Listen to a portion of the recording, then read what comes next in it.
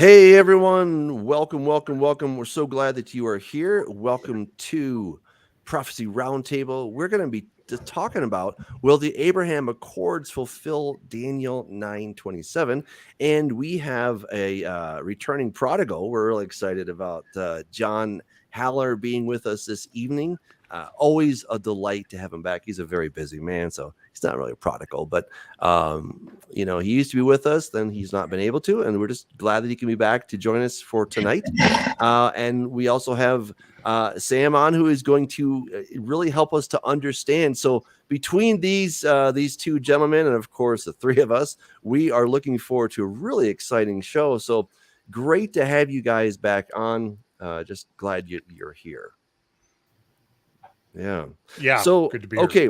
So the question, let's jump right into it. The Abraham Accords, maybe kind of fill people in on what those are, bring people back up to speed in case they don't know, and then how will this fulfill, in quotes, Daniel 9:27? So, John, do you want to start off with your perspective, or Sam, do you? Well, let me just start off with a little bit more, because I think that there's we'll go back 4 years. 4 years ago, a guy named Donald Trump, I think is his name, was the president of the United States. And he, through his son-in-law, Jared Kushner, came out with a thing called the Trump Vision for Peace Plan. And I know that there was some people within the Bible prophecy community that sort of said, oh, no, that's not dividing the land or anything like that. But the fact of the matter was, it was dividing the land. You can look at at what they were trying to do. It proposed the state of Palestine. Now, everybody said, well, the Palestinians will never accept it. It's a non-starter.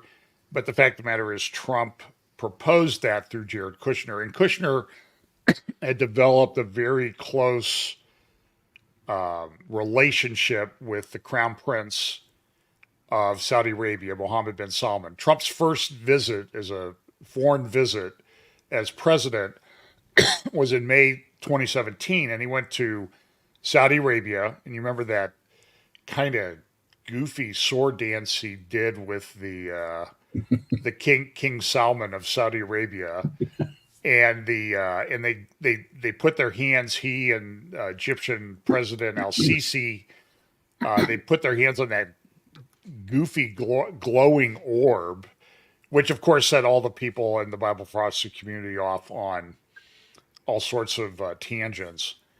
But and by the way, at the time that Trump went to Saudi Arabia, Mohammed bin Salman was not the crown prince.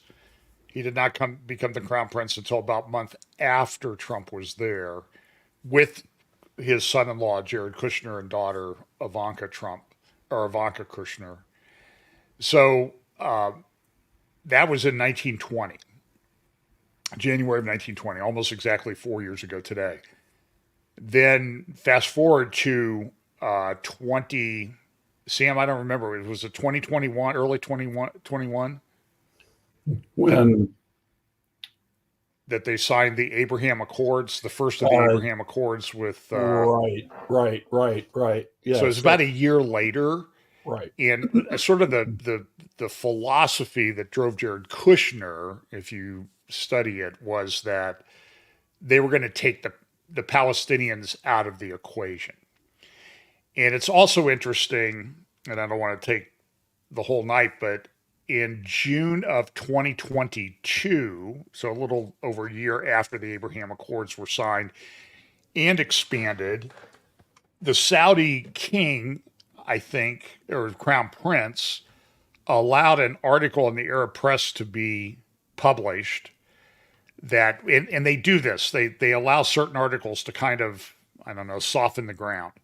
So there were a couple articles that they allowed to be published in this time frame between the Trump plan, the Abraham Accords, in June of 2022. By the way, and one of those articles was that the Muslims don't really have any claim to the Temple Mount in Jerusalem.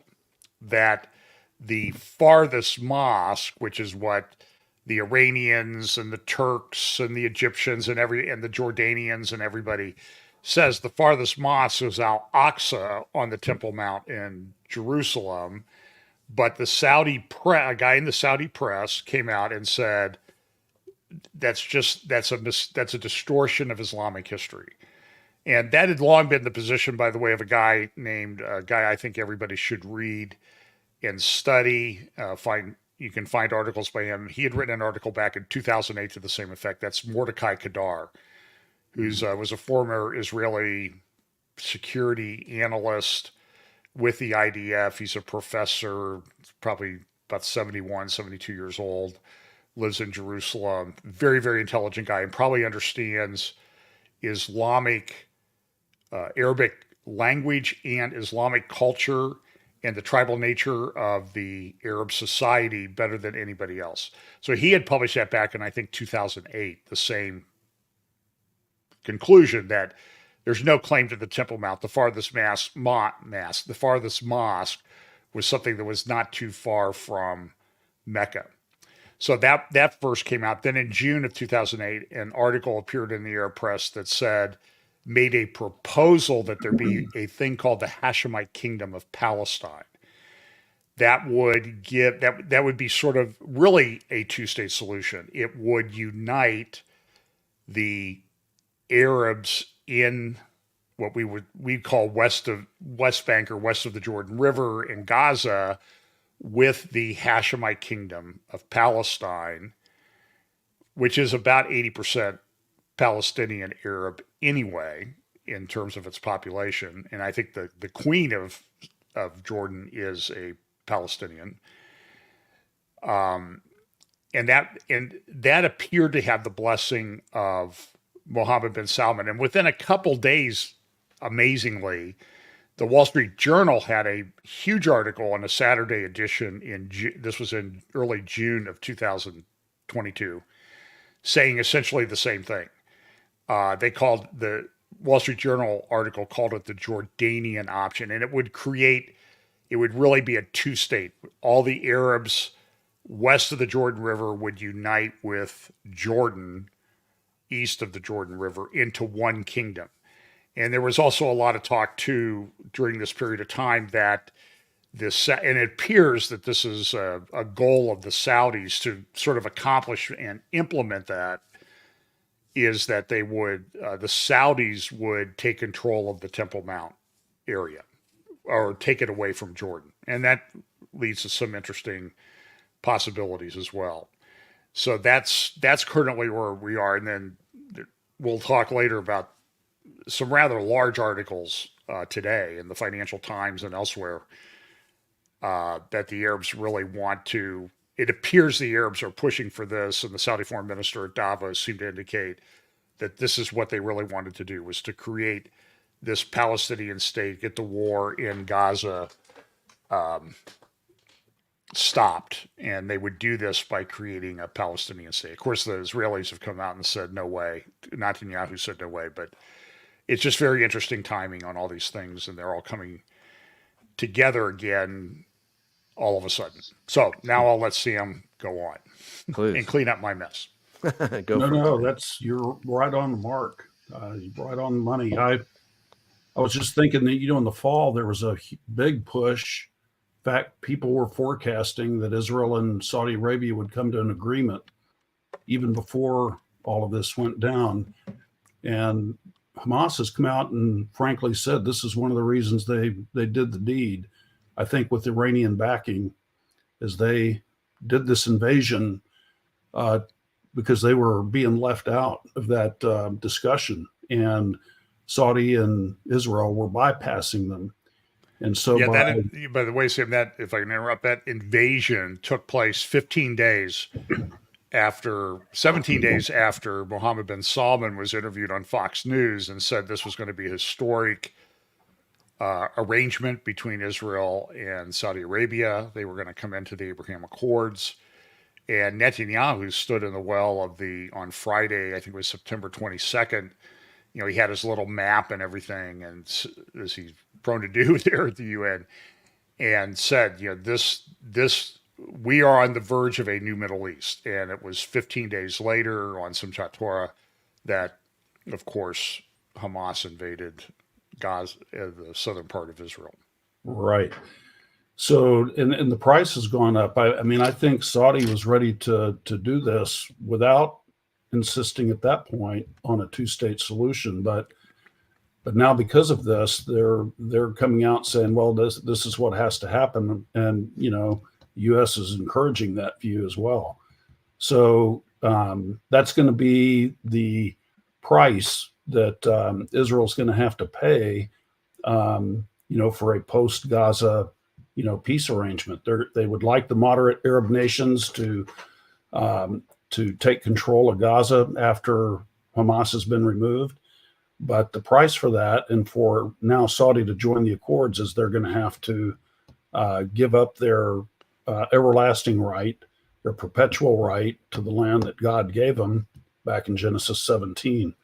So, in effect, that will divide the land. That'll be the first time in history that the Jews will not have a claim on Judea and Samaria, and possibly even East Jerusalem. So we'll see how that goes. But Netanyahu, as you said, is drawing a line in the sand. But others in his government who want to get rid of him are actually, going along with what the U.S. and the Saudis are pushing. So, we'll see. I think it's also notable that, Kushner went to Riyadh in August of 2017 on the very day of that solar eclipse, the first one that crossed the United States, and presented for the first time to the Saudis the deal of the century. They called it the deal of the century. Then it morphed into the Abraham Accords. And then that fall in September on the 23rd was the sign of the woman in labor. And that was immediately after Feast of Trumpets and immediately after Mahmoud Abbas and Trump gave speeches in front of the UN General Assembly discussing, peace through the deal of the century. And then we had the other eclipse this past fall, the annular eclipse that went across Texas. And on that very day, again, Blinken went to Saudi Arabia to discuss, a two-state solution. And we've got an eclipse coming up in April, which is the first of Nisan, the first of the religious Jewish year. And by the way, most of western and northern and northwestern Ohio will be in the path of totality. So it raises an interesting question here in Ohio because it's cloudy a lot here. Sort of along the lines, if a tree falls in the forest, does it really make a sound? If there's a total eclipse in Ohio and nobody can see it, does it really have any impact, prophetically? So. Yeah, well, it's coming right over our house, so we'll see. And it's the annular eclipse in was it June in Texas? Well, there was one this October. October. Yeah, right. It actually exited. If you look at the totality path, it actually exited Texas at Corpus Christi at high noon. That was kind of an interesting. Right. Now, I don't know if that's any significance or not. It's just could be just a total coincidence. Yeah, I don't know. It's suggestive for sure. So we'll see. We'll see what happens in April if we get another some kind of U.S. Saudi announcement of sorts. There's a visible comet that will be on the eve of Passover this year. When is Passover this year? Hamp. April 22nd. So I'm trying to bring you in. So, when is it? April 22nd. Okay. Yeah, 22nd. So we'll see. We'll see what happens. And then there's another annular eclipse in the fall on October 2nd on the eve of the Feast of Trumpets again. The UN has their Pact for the Future on September 23rd, which is the 7-year anniversary of the sign of the woman in labor. We'll see if these things are significant. But the question Doug raised is, what about the covenant of Daniel 9:27? I mean, people have different views of that. What do you all think about that? What do you think the covenant is that is to be strengthened? Well, the first question is, does the covenant have any significance at all? I mean, there's some people that would say that it's, Christ fulfilled everything in those passages. So why are we even talking about it? I think that's. I don't understand what he confirmed for 1 week. That was a very specific thing, and I've never gotten a good answer to that, or at least one that I consider to be a good answer. And I can't even give you a good answer for that. I know. I brought it up because that's your view, and you're totally here. We've Scott Harwell has been struck dumb by the spirit here. And, thanks for coming back, John. Man, you should spend more time with us, man. You're able to silence Scott. Dude, this is great. I haven't been able to go into court and like argue for like well, John, a year and a half, so I'm kind of. You can come here and argue all you want. Right. Kind of rusty. I do believe that the final 3.5 years we look at the finishing of this, and again, we're talking about a gap theory here. Okay, I do believe the final 3.5 years will be fulfilled per Revelation 11:13. So that's the way I look at it. And again, I'm not looking. It's just the antecedent part of it. When it's all of a sudden you have to have a covenant, which is not mentioned. The Messiah has to change, and you also have to change the antecedent for the people to make this work. So all of a sudden the people don't become Israel anymore. You're shaking your head, Doug, but it's got to become the people of the prince. The prince who is to come is like the guy that's mentioned in the verse right there. Hey, it's all. I mean, we certainly disagree on this topic, and that's fine. I mean, I hold the more kind of traditional view. I think the Dispy's got that one right. I think it pairs up perfectly well with Isaiah 28:14, where they're going to make a covenant with death and Sheol. We see that same authority is given to death and Sheol in Revelation chapter 6. We see that the Antichrist has authority over every tribe, tongue, and nation and people. This is the covenant, all right? It's not called a covenant in every place, but certainly in 2 places we have a covenant. In the Old Testament, we have a covenant. It's just, and then in the book of Revelation, he has authority, right? And what's also interesting is, and this is where John and I met, was at the pre-trib rapture conference in Dallas, Texas in 2012, where Tommy Ice was trying to tell us that 2 Thessalonians chapter 2, verse 3, when the apostasy happens, he was telling us that it's both people going away from the pre-trib rapture doctrine, and it was the rapture itself. And but the word apostasy, there's actually a biblos apostasia, which was a divorce. Okay, so then there was another thing called a apostasion. That's the actual physical document, right? So biblos apostasia, a book of divorce. Okay, so there's a divorce happening in 2 Thessalonians chapter 2, where the man of sin is not going to be revealed until the divorce happens, and that divorce is necessary because right now there is somebody watching over Israel, over Daniel's people, namely Michael, according to Daniel chapter 12, and they're going to dump him and say, we want a new sheriff, and they're going to make this new covenant with this other dude named Mr. Antichrist, beast kind of guy, and they're going to make a covenant with death and Sheol. That is the covenant of many, all right, in my humble opinion. All right, so I love my brother Scott, but I disagree with him on this point. I do not think it has anything to do with Jesus. And John, I love your question, so you come back anytime, man. Yeah, anytime you can beat up on me. Yeah, this is great. I would agree with you, Doug. I mean, that's my view.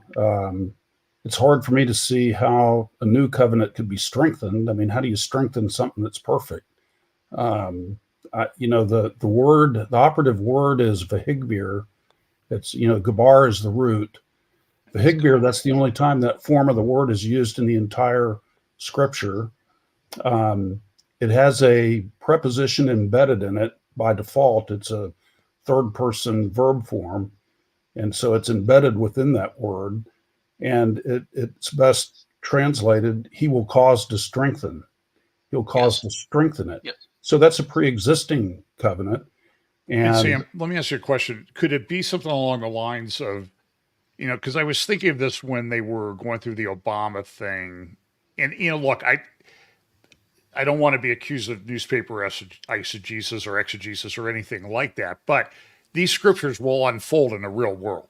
When somebody's living in a real world, this stuff's going to happen. And when I was on here, we talked a lot about, how are we going to navigate saying this is that which was prophesied? Because I think that's a difficult issue, and I don't think it should be a one-off guy on YouTube, coming up with some theory about, like we were talking about before the show on Jesus, the goat slayer or something like that, whatever you guys were talking about, which is kind of a one-off that nobody else has ever thought of. And so I think out of the mouth of two or three witnesses is something that's going to really be operative here. And I've suggested this a long time, is we've really, if we're really close and the stuff is really happening, then we need to be very careful, but we also need to have a way so we can be bold about it. And because we don't want to miss it. And I think most of us here would not be pre-trib. And so that, we think we're going to be here to identify the Antichrist and that type of thing and to stand as a witness. So the question is, I just think it's kind of a difficult thing to navigate. So back to this strengthening of the covenant, the Gebar language that's used there, when Trump had already been elected, so Obama's lame duck, so they go to the UN and they did not veto that resolution in December of 2016 that which the U.S. has always vetoed, and they didn't do it this time. And so my thought at that time was, does it mean there that it's, is it something that they voluntarily enter into, or is it like shoved down their throat, forcefully shoved down their throat? I don't know. That just was a thought that I had as I kind of watched those things unfold. And now we see that, the world is, and I've been spending time on my YouTube channel interviewing people from Israel and people who have kids in Gaza, and the world is, the world turning against Israel this is a very unusual thing that's going on here. This is not what's happened before. This is much different. And so is it, and the world is, and our government, the U.S. government, they're forcing Israel to do something with the Palestinians. And I think it's a fool's errand. And frankly, I said to Sonny, I don't see how this thing gets resolved. It's way beyond my comprehension. I was in Gaza, down by the Gaza border a year ago, December, and sort of got the lay of the land. And boy, I just can't see how it gets solved. What about a potential for like a UN peacekeeping force where Jerusalem becomes, and again, I'm hypothesizing here. Sure. Jerusalem becomes like an international city. The Vatican gets involved because they own a lot of the area already. A lot of the land in fact, the Knesset is on land owned by the Greek Orthodox Church. So you have all these Christian churches, you have the UN involved, you have Israel, the nation state of Israel, you have these Muslim nations and everything. And so that's how I see it might play out. Yeah. I don't know that a UN peacekeeping force can accomplish much. Early in my legal career, I represented railroads, and I would have to occasionally take care of a case involving some guys that were on a rail gang that was out repairing the thing. And I learned then, if the rail gang's in the area, lock your women up. And I think that I sort of take that knowledge and apply it to the UN peacekeeping forces around the world, is that if they're in the area, lock your women up, because that's usually what they excel at, is sexual abuse and crimes and that type of thing. Not so much peacekeeping. And I don't think Israel would accept a UN force. The UN has been completely ineffective in Lebanon, keeping Hezbollah off the border. They will absolutely not accept UN. Now, the UN I think they're going to sanction a force, but I think it'll be made of moderate Arab nations. And, the U.S. has been involved in the Sinai, since, forever, keeping the peace there. So it could we could be involved with that too, but primarily I think it'll be made of moderate Arab nations, maybe the Egyptians, the Saudis, the UAE, and that's the carrot that they're going to offer to Israel with guarantee for peace, joining the Abraham Accords. But the price is going to be giving up the land. That the question of what the covenant is in Daniel 9:27, I think, is a good one because the word is berit. I mean, there's nothing that sets it apart from any other berit that's in the Bible. Just in the word itself. But if I go and I look and see what the cause for judgment is, we go to Joel 3 verse 2. He's gathering nations to the valley of Jehoshaphat because they scattered his people and divided the land. So we know that division of the land is a proximate cause of judgment. Isaiah 24 verse 5 is the same. The world broke the everlasting covenant. And so I think that the 70th week is going to kick off with division of the land. That's always been my hypothesis that the Saudis will come in and give Israel guarantees in exchange for dividing that land, which kicks it off. And let me just say this, I think sometimes the Bible tells us what's going to happen, but not necessarily how it's going to be set up. Right. So this covenant will last for 7 years, but it doesn't mean that they come in and say, hey, let's make a covenant for 7 years. No, exactly. It could just be that it lasts for 7 years because then Jesus comes Right. back and that's the end of the show, folks. But if the enemy could have gotten his entire wish, then this thing would have gone on forever, presumably. So I think that's something that we need to keep in mind. I think that's exactly right. I don't think they make a 7-year peace treaty. They're making a covenant that lasts for the full 7 years of the final Shabuah. Well, you're making a covenant with death. Okay. Yeah. I don't know. How long is a covenant with death going to last? I don't know, like forever, right? So I think it's in the Lord's goodness that he limits it to 7 years, right? So that it can only be in duration for a max of 7 years. Right. If Satan got his way, it'd be in duration forever. Mhm. And so that's something I've just kind of noticed in scripture. And I think a lot of these things, even where, the Lord is going to cut short those days, I don't think that we're going to, we're expecting 1,260 days for the Great Tribulation. And he's like, nope, it's only going to be 1,248. Like, I don't think that's going to be the case. I think that it will be exactly what, 1,260, but it would have gone on for, 10,000 days if Satan had gotten his way, or whatever. So, Joel. I see that Go ahead, hand. Joel. Yeah, I finally got it up. You guys have been busy. So we have historic precedent on this. Bibi Netanyahu was the prime minister back in the 90s, and he said, hey, let's give up the land. Everything will be great. He was kicked out immediately. He didn't die, but he's quite aware of that prophecy that he wasn't supposed to divide the land. And he realizes that he came away with his life, and that's about it. But then he came back into office. And so there's a guy named Mike, and I'm blanking on his last name. He's a Jewish fellow that prophesied over him, and other people have too. Itzhak Kaduri, who you could call him a Yeshua follower. He was an Orthodox rabbi. But the point is, Bibi knows that he can't give up the land or he'll die this time. And check out Ariel Sharon. How did it go for him? There was a prophecy and he divided the land, and that was the Gaza area. And he went into a coma, and we knew something would occur. There was some Jewish prophecy that related to things wouldn't kick off again until Ariel Sharon died. And that assumed that he would go into the coma in the first place. So I guess Bibi knows this. He's not going to divide the land. He's been watching the UN troops up in Lebanon for the last few years, and it's been horrific up there. It's gotten worse. He's not going to allow UN troops in, not in Gaza. So the other thing is, in terms of the nations, there is a biblical precedent for what's an agreement, and it dates back to Sodom and Gomorrah, when Abraham was negotiating, probably with God, it sounds like it, and saying, how about 50? How about 45? How about 40?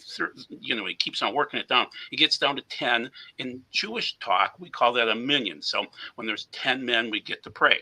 So I would say the Abraham covenant should be 10, and they have to be ravim in the Hebrew, which is strong ones. It can't be just a bunch of wimpy little nations. It has to be 10 strong ones. So I don't think we have an agreement until we have 10. So, it's interesting. And I have a friend, and I'm sort of studying through the theory that this friend has posited, is that there are 10 nations or people groups in Psalm 83 Okay. that are in this, and are those, and some of them are already into the Abraham Accords, and some have indicated that they would come in. Now, a couple that aren't in yet would be the area of Iraq and Syria and Tyre and Sidon, or Sidon, however you call it. And it's interesting. Like, what if Israel really wipes out the Hezbollah force in southern Lebanon? Then they could come in. Those people that are left could come into those Abraham Accords. It's kind of an interesting scenario, and it is 10. And Saudi Arabia is exerting a lot of influence. I mean, I listened to the foreign minister at Davos, and the interesting thing about Saudi Arabia is King Salman, or whatever, however you say his name, King Salman is, his brothers, who are all of them direct offspring of the founding king of Saudi Arabia, King Saud, they are very pro-Palestinian, and they put out, it was about 2000, it was after 9/11, I think, 2002, the Arab Peace Initiative, where they were going to divide the land, and I think that Mohammed bin Salman has kind of been held back somewhat by sort of the tribal culture that until he's the king, they really can't move too much forward with this. So you'll see, I think, if theory is correct, you'll see a lot of lip service from the Saudis. Oh, we've got to help the Palestinians. But if Salman dies, I think that's a big potential game changer in this whole scenario. The question I've started to look at is actually the land covenant and the promise given to Abraham. I mean, when we start talking about the area of land we're speaking of right now, it is minuscule because Abraham was promised the land all the way to the Euphrates. And then if we go into Kings, during King David's reign and under King Solomon, it was subjugated all the way to the Euphrates. So in a sense, wasn't the land actually divided post-World War I when France and England decided to get together and draw up a bunch of little country maps? Because again, Abraham's descendants in that land covenant promise and what we see in Ezekiel is what we now know as the nation state of Israel is little bitty compared to what Abraham was promised and what we see in Ezekiel during the seventh day, the next stage, the millennium. And so to a certain extent, the powers that be have already taken their little crayons and created Iraq and created Syria and created Saudi Arabia and the UAE and the nation of Israel. So we've already, if we look at the land covenant and the promise, it's already been divided up, and we're focusing, obviously, the focal point would be Jerusalem, in my opinion. So I'm not discounting that, but I think the land is divided right now, according to the land covenant promise. Sure it is. So, and it would be even more difficult because, that area of the West Bank, I just don't see how it happens. So, that doesn't mean it can't. I'm just saying, as I'm sort of letting my humanity run with me right now. And, like the West Bank area, that's the watershed of Israel. That's the high ground. That's the strategic high ground that they propose giving away. And it's, they call those 67 lines border the Auschwitz lines because it's not defensible. So to answer Scott, I mean, that's a good point. They've never had full control of the boundaries of that land. If you go to Isaiah 26, verse 15, it's the Messiah after he returns that extends the full boundaries of the land. So, well, what about the verse was it Judges that says that they possessed the land that it was? A lot of people point to that and say, all you people, you premillennials, you're crazy because it says they possessed the land, but I just think it means they possessed the land land they possessed was land that they had been prophesied to. Solomon, 1 Kings 4:21. Joel asked me what research I did. This is about it. Solomon ruled over all the kingdoms from the Euphrates to the land of the Philistines and to the border of Egypt. They brought tribute and served Solomon all the days of his life. For he had dominion over all the region west of the. He even had dominion over past west of the Euphrates. Well, I guess that would be west. I got my directions mixed up. But in other words, Solomon's kingdom did encompass the land covenant. Now, I don't think it did. I don't think it. He had influence. He had extent. influence in those areas, but he did not own those areas. he Those were didn't not control Israel. dominion. He didn't. In other words, they were separate nation states. Whereas what we see in Ezekiel, there will be, by golly, no doubt, King Yeshua ruling over. By the way, I've said that if they want to go to the 67 borders, not 1967, but about how 967 BC, that would be the Solomonic time frame. So I would be on board with those 67 borders. In the verse in Isaiah, I'll just read it. Thou hast increased the nation, O Lord. Thou hast increased the nation. Thou art glorified. Thou hast extended all the borders of the land. And that, messianic prophecy there, I believe that they'll eventually achieve the full borders of the land, according to Isaiah 26. They just haven't done it. Now, Judea and Samaria, that's the heartland. And that's where the Israelites were concentrated. The Philistines were in the plains. And today's Israel is a photo negative of that. It's the Israelites are in the plains, and the Palestinians are in Judea and Samaria, and that is the heartland of the nation. And if Israel cedes its right in the eyes of the world, that would be a permanent solution. They're going to give up their rights to that forever, and that was promised to them forever. So that's clearly breaking the everlasting covenant. There's never been another nation state that was incorporated in that area except for Israel. What are you saying is the everlasting covenant, Sam? Genesis 17, Psalm 105, 1 Chronicles 16. I've given this land to you and to your descendants, Abraham, Isaac, and Jacob, forever, as an everlasting covenant. It's repeated verbatim in those three passages. So we have a definition repeated 3 times in the Old Testament for what the everlasting covenant is. So when they break the everlasting covenant in the setting of judgment, which Isaiah 24 is, that matches up with Joel 3 verse 2 quite well. They've divided the land, broke the everlasting covenant. Divided the land. So when did they divide the land again? I think it's when they give up their rights to Judea and Samaria. But could we not say that the land was divided under the Romans? I mean, there was a territory. Out. You had, it was a territory. The Jews never gave up their rights to it. They never quit. They stayed there. There were Jews that have lived there continuously for 2,000 years. They've never given up. They've never turned it over to another country where they said, this is yours and we don't have rights to it. Next year in Jerusalem is what they like to say around the dinner table. Well, yeah. I mean, there's always been a hope to go back, but the reality has been that it did not belong to them and they had no authority or control over it.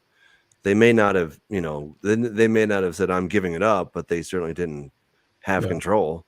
Well, so certainly if they give up their rights to it and they give it to the Edom, in Ezekiel 35 states the same thing.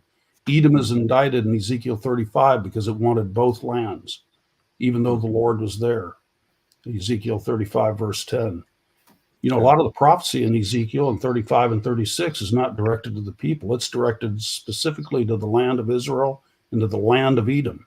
In the Song of Moses, the last verse, Deuteronomy 32 verse 43, I will atone for the land and the people. How do you atone for land? I had to look that up. So what's the answer? You got to shed the blood of people who shed innocent blood.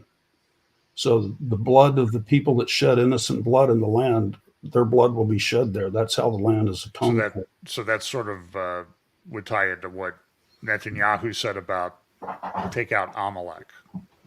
Yeah. Right.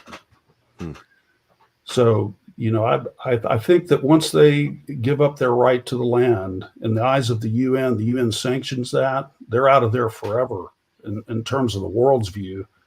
And they've given it to the arch rival Esau. So I mean, The Palestinians do tie Yeah. in a lot of their history to Edom as well. do you really think Israel's ever going to give up their land? I mean, they might give up portions of it, but I think they're on the ropes. I think they will. well, I mean, what do you mean give up their land? I really don't think they will. I think that's a complete. think they'll Well, make a again, two-state that solution might and tie into my theory I don't think that they'll it's ever- shoved down their throat. I don't believe it for a second. Well, Not what for a if, second. but Doug, what if America said right now? No. What if America said no? We're not funding you anymore. We're not giving you weapons. I could care less, guys. I think it's a bunch of hooey. I think Israel. I think it's most a of the bunch people of in Israel hooey. would say, "Great, see you, Nope. America." No, yeah, exactly. Good riddance. Yeah. They But what- where are they going to go? Where are they Right, going to go? right. You know, No. we're going to give up our land, and where are we going to go? You know, get back on the boats, go back to on the trains, No. to the camps. Right. They have no place to go. They're going to fight to the very death.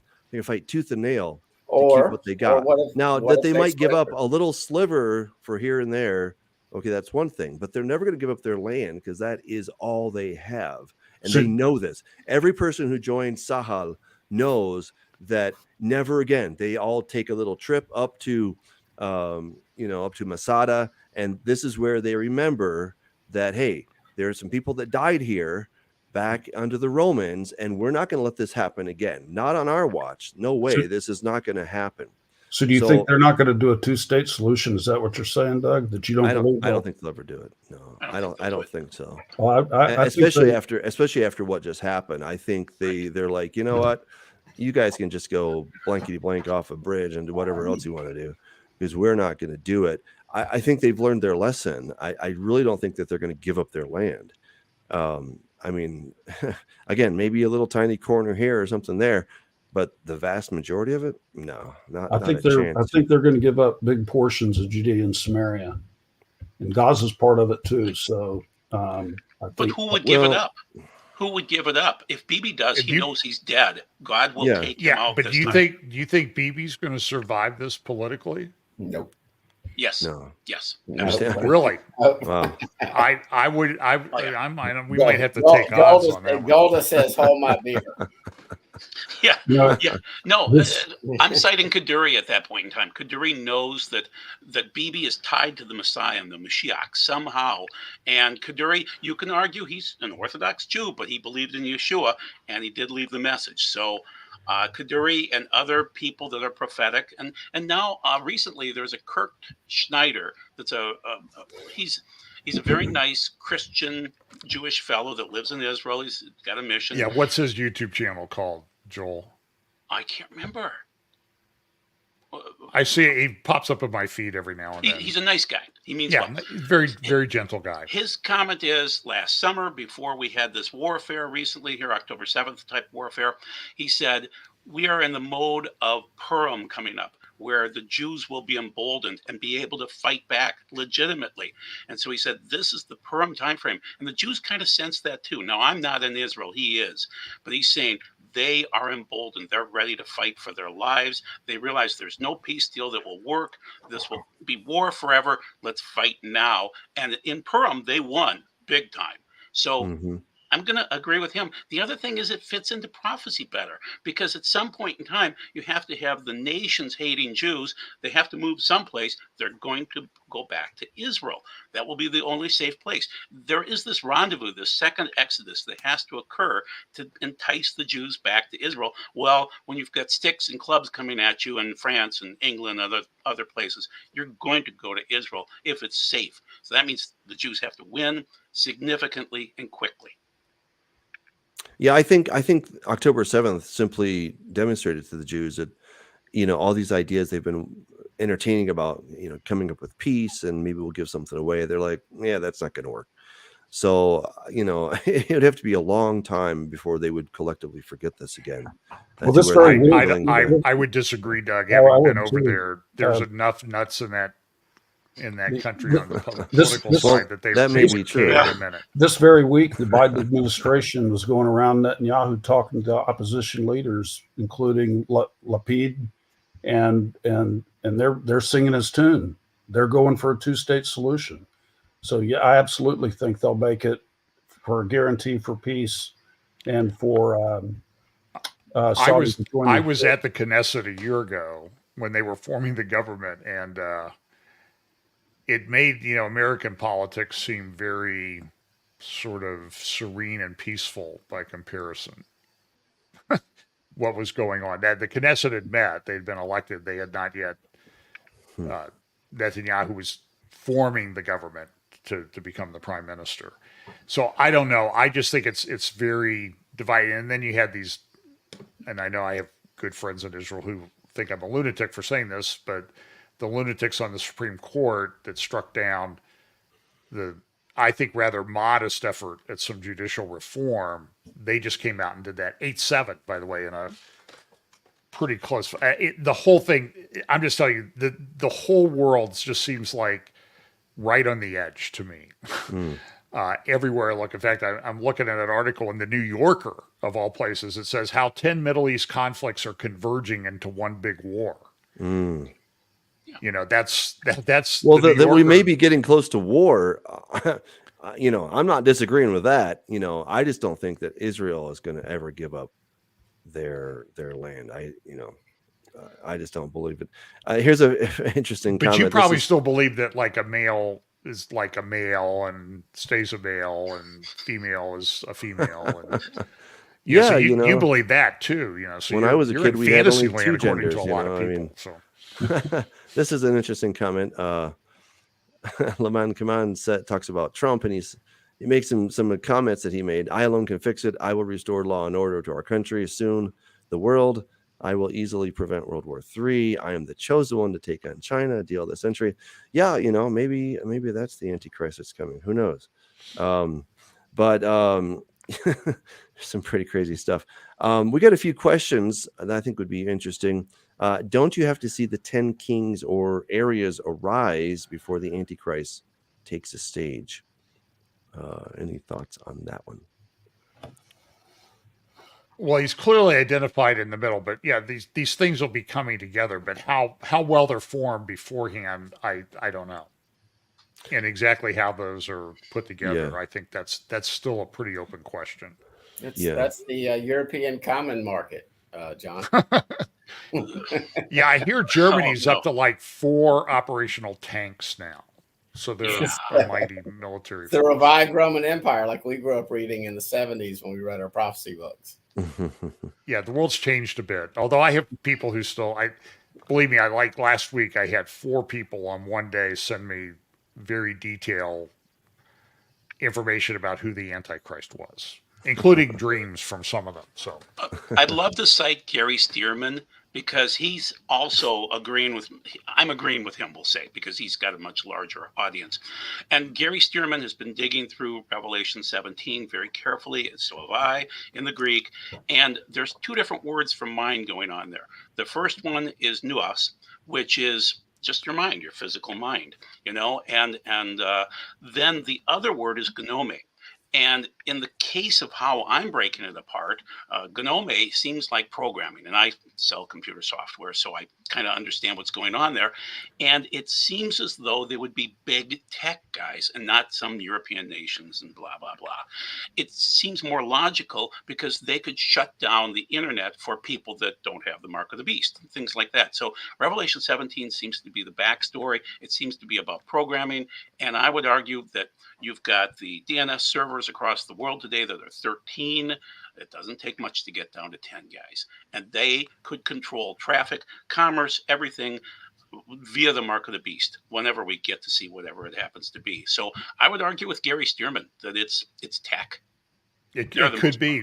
That could be part. I don't disagree with that. I mean, and they're talking about it at Davos this week. I mean, it's on the. It's interesting. The New York Times comes out and says, "Oh, well, the right-wing people. They're kind of they've lessened the influence of Davos," which means I'm going to really watch Davos if the New York Times says I shouldn't be watching it because it's not influential. So that they didn't get me on that one. But even though Elon Musk is on our side right now, supposedly for freedom of speech, I'm not so sure where he's at. His girlfriends and mothers of his babies are rather odd.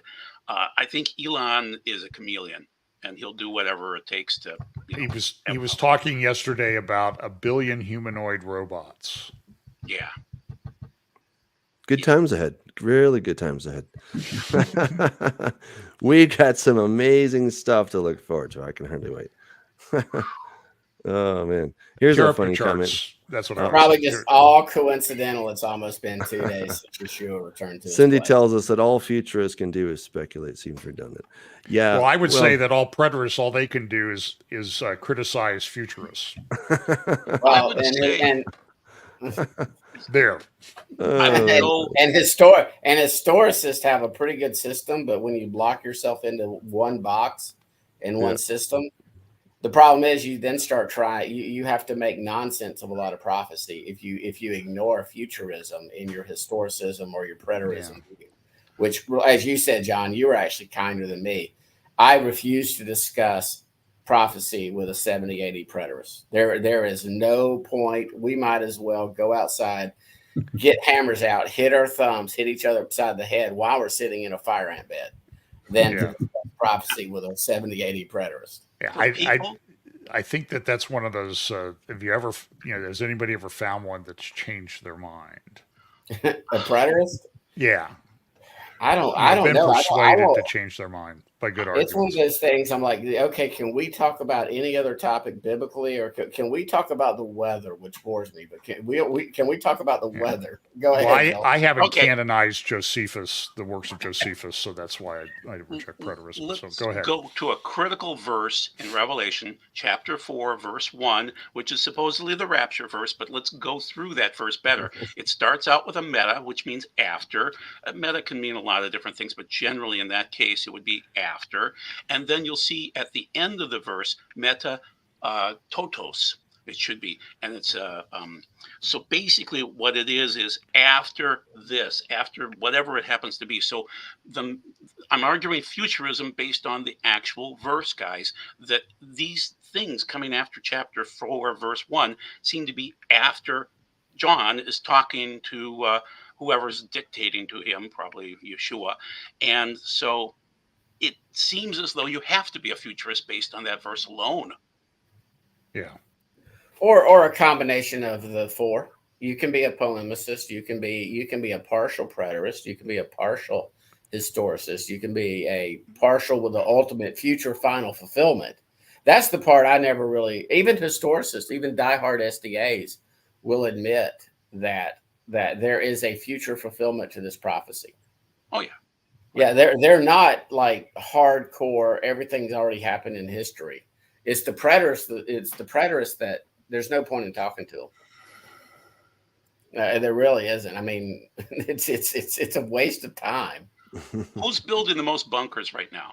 It would be the Mormons. The Mormons are preparing, And Mark Zuckerberg. And Zuckerberg too, and obviously a lot of people are building bunkers right now. But the Mormons, the Jehovah's Witnesses, the SDAs have been preaching this for almost 200 years, and they looked at the signs in the sky in the 1830s and the rapture talk, and obviously the Millerites were a part of that, and it was an amazing time to be alive. And then obviously now here we are in 2024, and we're expecting an eclipse on April 8th, and the rapture people are going to go crazy this year. So, John, what do you think is next in the Middle East? Where, if you could give your prognostication right now with the people I've been talking to in Israel and everything, I just do not see how there's not a war in the north, and I don't see how that does not happen. I mean, because the lady who runs Alma Research, she was on the Israeli Defense and Security Forum daily briefing, IDSF. They Amir Avivi's organization that I've done some work with, and so they do a 10 to 10:30 a.m. Eastern time briefing every day. And they had on Sarit Zahavi. She's the head of Alma Research, and she lives up in the north. And she just said in southern Lebanon, every third home is tied to Hezbollah in some fashion. And so there's 80 to 100,000 people from the north that don't live there right now. And she's saying, we're not coming home until it's safe. We can't live. We know what happened with Gaza, and Gaza was always considered to be a small thing compared to Hezbollah, what they would do with the rockets and coming through tunnels. And the New York Times, whether you like them or not, they had a good article yesterday, front page. 450 miles of tunnels, 5,000 entry shafts they've discovered so far in Gaza. It's worse in the north, in southern Lebanon. And so Israel's sort of saying, listen, they're sending guys home on leave, but they're telling them you're coming back. And everybody's pretty sure that they're coming back to go take on Hezbollah at some point. I mean, the whole thing is crazy. I mean, now Iran's shooting missiles into Pakistan, which is a nuclear power. So I just think you're going to see a widening war. I really, believe me, it's sort of like, to me, everything's sort of on the table and nothing's off the table as to how this unfolds. But I think one of the reasons why they're doing Gaza the way they are is to sort of send a message to Nasrallah in his bunker, by the way. He barely pops his head up, and to say southern Lebanon to Beirut is going to look like Gaza. Wow. Amen. But what's the reaction of the world going to be? So, and this is the front page of tomorrow's Financial Times from London. Arab nations develop strategy to end Gaza war and create Palestinian state. It's a very well-researched article. NBC News also has a great article on this particular subject. So this is kind of going on at the same time. And now Netanyahu's come out and said, no way. And he does. I mean, there's been a lot of political obituaries written for Benjamin Netanyahu over the past 25 years. And he's always seemed to come back. So I think it's difficult. There's a lot of animosity against him right now. There were a lot of failures on October 7th. It was pretty masterful planned operation. But, I think they thought that Hamas would wait till Iran got their nuclear weapons. And how does that change the whole scenario too? I mean, I just don't see how this does not erupt into something really big. And I've never understood how Israel can ever allow Iran to get nuclear weapons. The mullahs, they want to bring in the end of the age. They want to bring in they want anarchy and chaos. And they're Amalek. Bless his heart, John MacArthur, but that's teaching on Islamic prophecy. It's actually pretty good, where he goes through the Islamic prophecy and he sort of mirrors it to Revelation and Daniel in the Scripture, and it's almost like the enemy took truth, put it in a mirror, and reversed it, and that's what Islam prophecy is. It's a copy with some twist of what Scripture actually teaches us, according to their body. And people can take pot shots at futurists and everything. That's fine. I'm got a thick skin, but there's so much of what we've said could happen is actually happening right now. And it's sort of like, oh, well, then we'll just ignore it because, the world's a war, but, it doesn't have anything to do with anything. And I just don't. Well, with everything else that's going on, too, the technology and all that, it's just. Well, and I've read stuff from the 1800s and 1700s where there were some diehard historicists, reformed type who had a historicism view, were like, no, Judah's never going to be gathered back to the land. This is not happening because, all prophecy must be allegorized. I don't know if metaphorized is an actual term, but they have to do this because they can't have a literal fulfillment of prophecy, because that means Israel, and you know this I know everybody knows this by now. Doug and I believe that includes us, but it definitely includes Judah as well. No doubt, 100%. And so I think they freaked out in 1947-48 when Judah came back, the Jews, and formed the homeland, and still some are in denial of the fact that prophecy will be literally fulfilled. We don't know exactly how, but there's going to be a literal fulfillment of prophecy. The nations are going to gather against Judah, per Zechariah 12:14. And for them to gather against Judah, Judah had to be in the land. I mean, that's a prerequisite for prophecy to be fulfilled. I don't even know how historicists or preterists, pigeonhole that into 70 AD or make that the Roman Catholic Church or anything like that. I really, the amount of spiritual and hermeneutical gymnastics you have to do to allegorize that into scripture is mind-boggling to me. Let me just take this question. What do the terms SDA, futurist, etc. mean? So, yeah, I mean, sometimes we don't always define our terms because a lot of us just been using these. We've been using them forever. So SDA, Seventh Day Adventists, they are very much into Historicism. the end of the world, okay, as it were. And a futurist is somebody who believes that the prophecies that are mentioned in Scripture have a future fulfillment, whereas a preterist from preter, which comes from past, they think that all of the prophecies are already done. And then you have a partial preterist who's like, well, a lot of them are, but there's still a few in the future. Jesus will come back. Well, Yeah, I mean, dig through Luke 21 kind of and you'll see both views in Luke 21. You'll see that it's talking about 70 Common Era, and then it's also talking about today. He flips back and forth. That's just prophecy. Indeed. Yeah. So, yeah, I mean, some things were fulfilled in 70 AD, but hardly all of them. I mean, Jesus does talk about the end, and we haven't gotten to the end yet. He talks about him coming back after all these things, so clearly there's a lot that has to be future. And that's why, I believe that the prophecies, whether it's Matthew 24, Luke 21, the book of Revelation, large parts of Daniel, Isaiah, Ezekiel, I mean, they're all pointing to future events that have not yet happened and will happen. And that is why we are talking about these things. And, yeah, of course we do speculate to some degree, but hopefully our speculation is based on Scripture. So when we talk about Ezekiel 37 and 30 or 38, 39, excuse me, the Gog war, the Gog Magog war, as it sometimes is called, we go to the text and it's telling us, hey, in the latter days, there's going to be this really terrible war, and this dude named Gog, he's going to come and he's going to do all kinds of really bad stuff, right? So we're told right there that in the latter days, these things are going to happen. And so, I mean, I've often thought about this. I'm like, Lord, you sure could have saved us a lot of time by just giving us a very clear, this is going to happen at this time, this is going to happen at this time. He didn't do it that way. I don't exactly know. He's God. He can do what he wants. But the way he gave it to us is a little here, a little there. And we have to go and kind of collect all these things or aggregate them, as John Heller likes to do.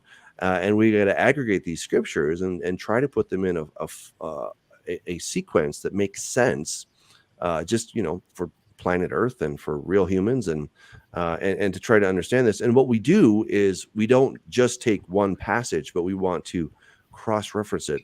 And I feel like the more I can cross-reference something and come up with, something that's saying roughly the same thing, because that's how cross-references work, I feel like I have a much stronger position because, I'm not just pulling out one thing, but I have all these other things. So that's what we do. And that's essentially what a futurist is. All of us here are futurists. We don't deny that some things have been fulfilled. We're okay with that. That's fine. But the vast majority of the so-called prophetic scriptures, well, in this case, the return of Jesus and this this end of the world climactic war kind of stuff, well, we think that's still yet future. And God told us a whole bunch of stuff, and he must have thought it was important. And so that's why we sit here and we chew on it every week, because he told us. And so we're like, well, gosh, it must be important because he dedicated so much time. So we're going to dedicate some time to try to understand it. Hold on. I was going to ask Sam if Sam had anything to say. He's so polite and quiet all the time.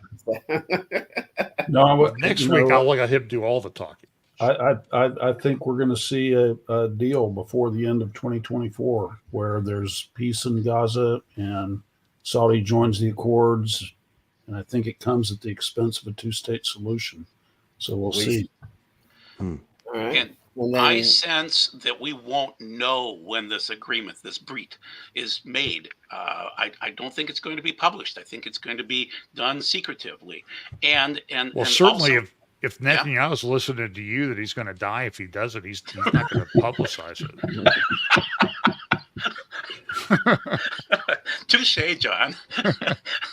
Way harsh. So anyway, the other thing is, so we wouldn't know about the agreement because they're not going to publish it. It's going to be kind of secretive, and because we can't know the day or the hour. The other thing is, I don't think we're going to know who the Antichrist is. Everybody runs around screaming, "Oh, it's the Antichrist! He's here! He's there!"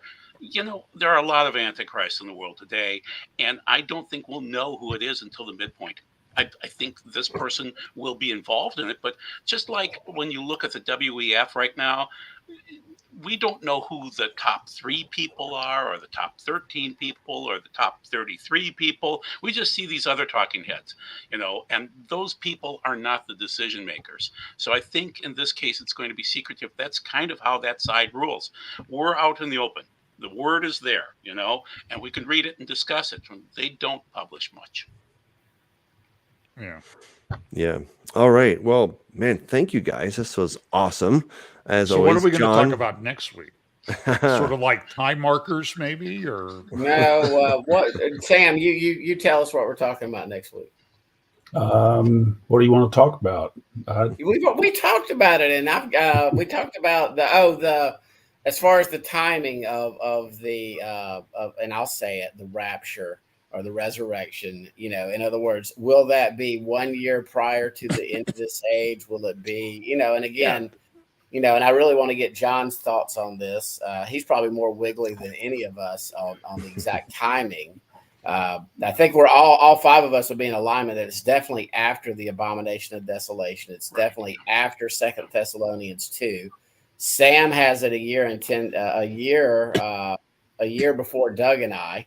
So I'm interested to get Joel's outlook on it and John's as well. So that's what we're talking about is the timing, and I'm going to call it the resurrection. Can The I timing divide my vote? You can. You can split up, and what I'm going to do is I'm going to split up the Zapture and the resurrection actually. So they don't necessarily have to occur at the same time. So Yeah, and let me just say, if you guys want to read a really exciting story about how it all might come down, check out Read Genesis Code. I just put that in the chat if you want to go and listen to it on YouTube for free, or if you want to, you know, spend some money, go buy it on Amazon. That's cool too. So either way, but I hope you enjoy it. That is my take and my co-author Mornay Theonissen out of South Africa, how we think it's all going to come down and what these terms such as, you know, the covenant, you know, so that's in a story form. If you want to get my lowdown on what I think it's going to look like in a more academic, nonfiction kind of way, you can check out Corrupting the Image, and I deal with a lot of the things that we're talking about here tonight. Yes, 1, 2, and 3. Thank you, Scott. I appreciate that.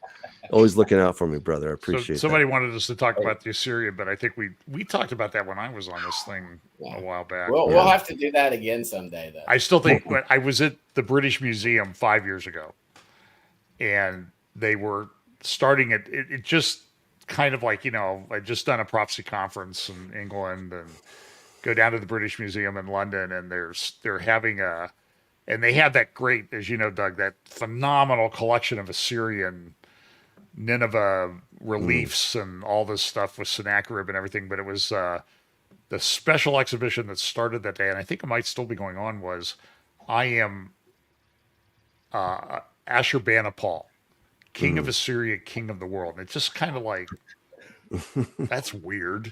You know, Genesis 25, the Asherim were sons of Dedan, who was from the line of Keturah through Abraham. And Dedan, is Al Ula in Saudi Arabia today. It was the capital of the Arabian Peninsula back years and years ago. So I thought it was interesting that the Asherim came from Dedan. And it's not too far from where Neom is being built. Exactly. Awesome. And they just announced a new airport for Neom today. So, all right. Well, thank you guys. We're glad that everybody could join us. Again, if you want to be a producer for this show, go to patreon.com/Doug Hamp. Give whatever you want. Huge shout out to my patrons. Thank you guys. It really makes a huge difference. So thank you so much. And join me this coming Shabbat right here on this channel, 10:30 Mountain Time. And we're going to go through the book of Hebrews. I'm looking forward to it. Till next time, God bless you.